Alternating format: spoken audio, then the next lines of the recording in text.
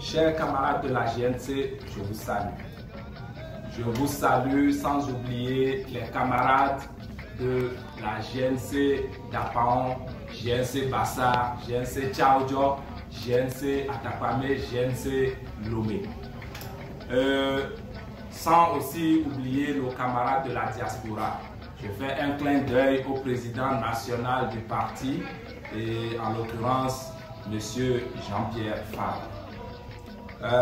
Aujourd'hui, nous sommes le 14 juillet 2022 dans l'émission Jeudi politique au siège du parti. Vous n'êtes pas sans savoir que la semaine dernière, notre camarade Clové Fernand était dans l'émission Jeudi politique sous le thème recensement électoral. On ne peut recenser que des citoyens. Et c'est pourquoi aujourd'hui nous voulons aborder le thème la citoyenneté. On peut définir la citoyenneté comme étant le fait pour un individu, pour une famille, pour un groupe d'individus d'être reconnu officiellement comme étant citoyen ou membre d'une ville ou d'un État. Il y a certaines valeurs qui vont avec. C'est-à-dire, être citoyen, c'est des valeurs, c'est respecter des valeurs. Au titre de ces valeurs, nous pouvons citer, sans être exhaustifs, la civilité, le civisme, la solidarité, l'intégrité, le patriotisme, la tolérance, la paix, la sauvegarde de l'intérêt général, le savoir-vivre collectif, l'ordre public, le respect du bien public et les bonnes mœurs. Voici quelques valeurs de la citoyenneté. Mais en tant que citoyen, nous avons aussi des droits et devoirs. Au titre de ces droits et devoirs, nous pouvons catégoriser les droits en 3 catégories, à savoir les droits civils, les droits politiques, les droits sociaux. Les droits civils, c'est l'ensemble des prérogatives et avantages particuliers attachés à la personne. Ces droits comprennent notamment le respect à la vie privée et à la vie familiale. C'est-à-dire que la vie privée de quelqu'un, normalement, on ne devait pas en toucher. Quand il s'agit de la vie privée de quelqu'un, nous n'avons pas le droit de nous y immiscer. Maintenant, le droit au respect du domicile. C'est-à-dire que je ne peux entrer dans la maison de quelqu'un que sous sa permission. Si elle ne le permet pas, je n'ai pas le droit d'y rentrer. Nous pouvons dire que le domicile du citoyen est inviolable. Le droit à la liberté et à la sécurité. Le droit d'aller et de venir. Le droit à la liberté de penser, à la liberté de religion, le droit à la liberté d'expression, à la liberté de réunion et à la liberté d'association. Cela veut dire que nous avons ce droit-là de nous réunir, de nous associer, c'est-à-dire d'être membre de n'importe quelle association légale, sans la permission de qui que ce soit.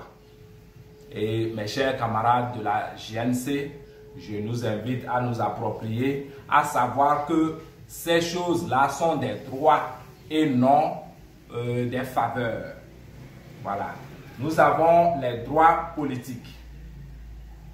Ces droits permettent aux citoyens de participer à la vie politique d'une collectivité. On peut citer quelques-uns. Le droit de voter qui permet de choisir son candidat à une élection. C'est-à-dire que tout citoyen a le droit de voter. Il va pour choisir son candidat. C'est un droit qu'on ne peut l'empêcher d'exercer. Le droit d'éligibilité. Dans ce cas, ça veut dire que tout citoyen peut être candidat afin d'être élu pour un poste donné. Les droits sociaux.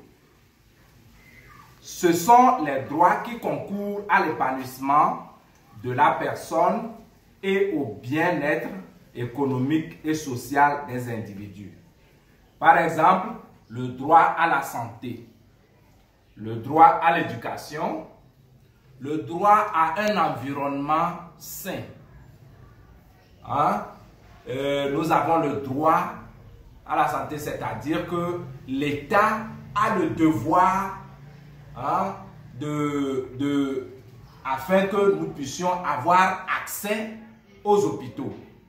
Ça, c'est un devoir de l'État et c'est un droit du citoyen. Le droit à l'éducation.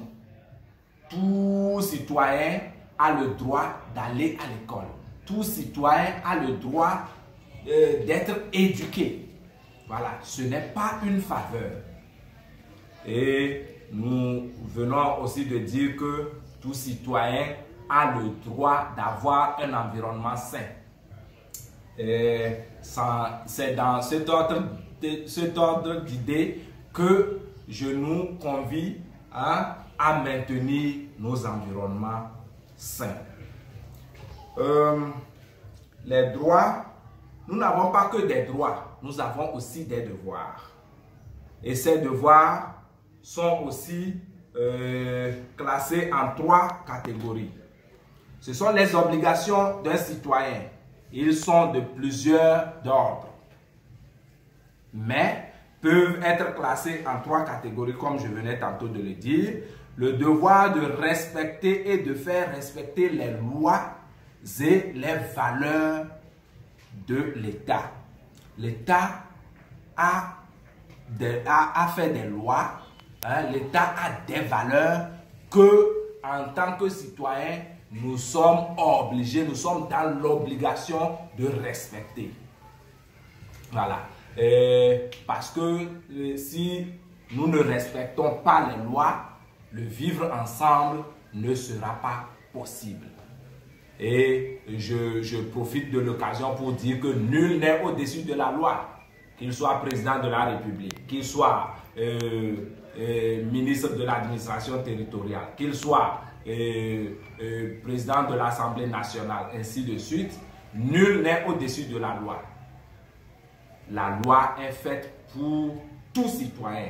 Et tant que le ministre ou le président est citoyen, il a le devoir de respecter ces lois-là.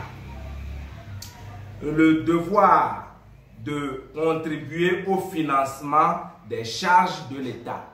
Nous savons tous que pour qu'un État puisse évoluer, il y a des charges, il y a des dépenses que l'État fait.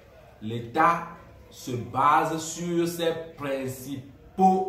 principales ressources afin de payer ses charges. C'est-à-dire, nous qui sommes citoyens, nous devons payer nos taxes et impôts pour permettre à l'État de faire face à ces obligations.